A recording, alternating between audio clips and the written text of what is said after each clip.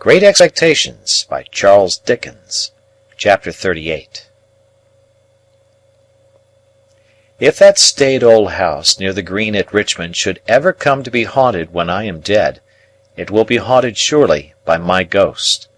Oh, the many, many nights and days through which the unquiet spirit within me haunted that house when Estella lived there. Let my body be where it would, my spirit was always wandering about that house.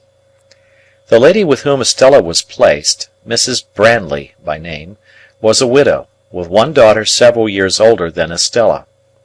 The mother looked young, and the daughter looked old. The mother's complexion was pink, and the daughter's was yellow. The mother set up for frivolity, the daughter for theology. They were in what is called a good position, and were visited by numbers of people. Little, if any, community of feeling subsisted between them and Estella, but the understanding was established that they were necessary to her, and that she was necessary to them. Mrs. Brandley had been a friend of Miss Havisham's before the time of her seclusion. In Mrs. Brandley's house, and out of Mrs. Brandley's house, I suffered every kind and degree of torture that Estella could cause me. The nature of my relations with her, which placed me on terms of familiarity without placing me on terms of favor, conduced to my distraction. She made use of me to tease other admirers, and she turned the very familiarity between herself and me to the account of putting a constant slight on my devotion to her. If I had been her secretary, steward, half-brother, poor relation, if I had been a younger brother of her appointed husband, I could not have seemed to myself further from my hopes when I was nearest to her. The privilege of calling her by her name and hearing her call me by mine became, under the circumstances, an aggravation of my trials, and while I think it likely that it almost maddened her other lovers, I know too certainly that it almost maddened me. She had admirers without end. No doubt my jealousy made an admirer of every one who went near her, for there were more than enough of them without that. I saw her often at Richmond, I heard of her often in town, and I used often to take her and the Brandleys on the water.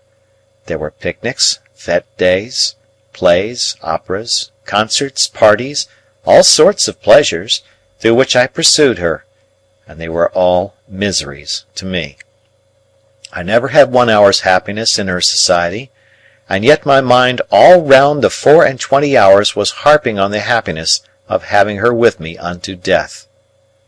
Throughout this part of our intercourse, and it lasted, as will presently be seen, for what I then thought a long time, she habitually reverted to that tone which expressed that our association was forced upon us. There were other times when she would come to a sudden check in this tone, and in all her many tones, and would seem to pity me. "Pip, Pip," she said one evening, coming to such a check, when we sat apart at a darkening window of the house in Richmond, "will you never take warning?" "Of what?" "Of me." "Warning not to be attracted by you, do you mean, Estella?" "Do I mean? If you don't know what I mean, you are blind." I should have replied that love was commonly reputed blind, but for the reason that I always was restrained, and this was not the least of my miseries, by a feeling that it was ungenerous to press myself upon her, when she knew that she could not choose but obey Miss Havisham. My dread always was, that this knowledge on her part laid me under a heavy disadvantage with her pride, and made me the subject of a rebellious struggle in her bosom. "At any rate," said I have no warning given me just now, for you wrote to me to come to you this time." "That's true," said Estella, with a cold, careless smile that always chilled me. After looking at the twilight without, for a little while, she went on to say, "The time has come round when Miss Havisham wishes to have me for a day at Satis. You are to take me there, and bring me back, if you will. She would rather I did not travel alone, and objects to receiving my maid, for she has a sensitive horror of being talked of by such people. Can you take me?" "Can I take you, Estella?" "You can, then? The day after tomorrow, if you please. You are to pay all charges out of my purse. You hear the condition of your going?" "Anne must obey," said I. This was all the preparation I received for that visit, or for others like it. Miss Havisham never wrote to me, nor had I ever so much as seen her handwriting. She went down on the next day but one, and we found her in the room where I had first beheld her, and it is needless to add that there was no change in Satis House. She was even more dreadfully fond of Estella than she had been when I last saw them together.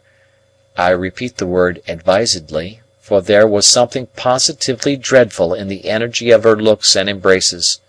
She hung upon Estella's beauty, hung upon her words, hung upon her gestures, and sat mumbling her own trembling fingers while she looked at her, as though she were devouring the beautiful creature she had reared. From Estella she looked at me, with a searching glance that seemed to pry into my heart and probe its wounds. "How does she use you, Pip? How does she use you?" she asked me again, with her witch-like eagerness even in Estella's hearing. But when we sat by her flickering fire at night she was most weird, for then, keeping Estella's hand drawn through her arm and clutched in her own hand, she extorted from her, by dint of referring back to what Estella had told her in her regular letters, the names and conditions of the men whom she had fascinated, and as Miss Havisham dwelt upon this role, with the intensity of a mind mortally hurt and diseased, she sat with her other hand on her crutch-stick, and her chin on that, and her wan bright eyes glaring at me, a very spectre. I saw in this, wretched though it made me, and bitter the sense of dependence and even of degradation that it awakened, I saw in this that Estella was set to wreak Miss Havisham's revenge on men, and that she was not to be given to me until she had gratified it for a term. I saw in this a reason for her being beforehand assigned to me.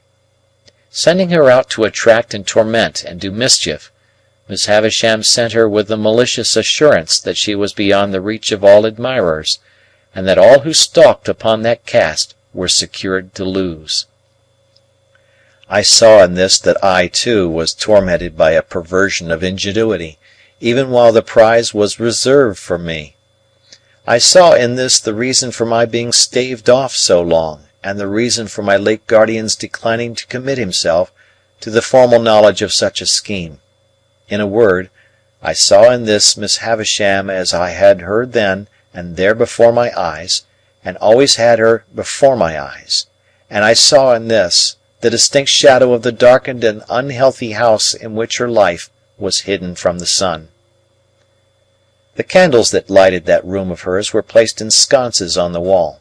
They were high from the ground, and they burnt with the steady dullness of artificial light in air that is seldom renewed. As I looked round at them, and at the pale gloom they made, and at the stopped clock, and at the withered articles of bridal dress upon the table and the ground, and at her own awful figure with its ghostly reflection thrown large by the fire upon the ceiling and the wall, I saw in everything the construction that my mind had come to, repeated and thrown back to me. My thoughts passed into the great room across the landing where this table was spread, and I saw it there, as it were, in the falls of the cobwebs from the centrepiece, in the crawlings of the spiders on the cloth, in the tracks of the mice as they betook their little quickened hearts behind the panels, and in the gropings and pausings of the beetles on the floor. It happened on the occasion of this visit that some sharp words arose between Estella and Miss Havisham. It was the first time I had ever seen them opposed. We were seated by the fire, as just now described, and Miss Havisham still had Estella's arm drawn through her own, and still clutched Estella's hand in hers, when Estella gradually began to detach herself. She had shown a proud impatience more than once before, and had rather endured that fierce affection than accepted or returned it. "What?" said Miss Havisham, flashing her eyes upon her. "Are you tired of me?" "Only a little tired of myself," replied Estella, disengaging her arm, and moving to the great chimney piece, where she stood looking down at the fire.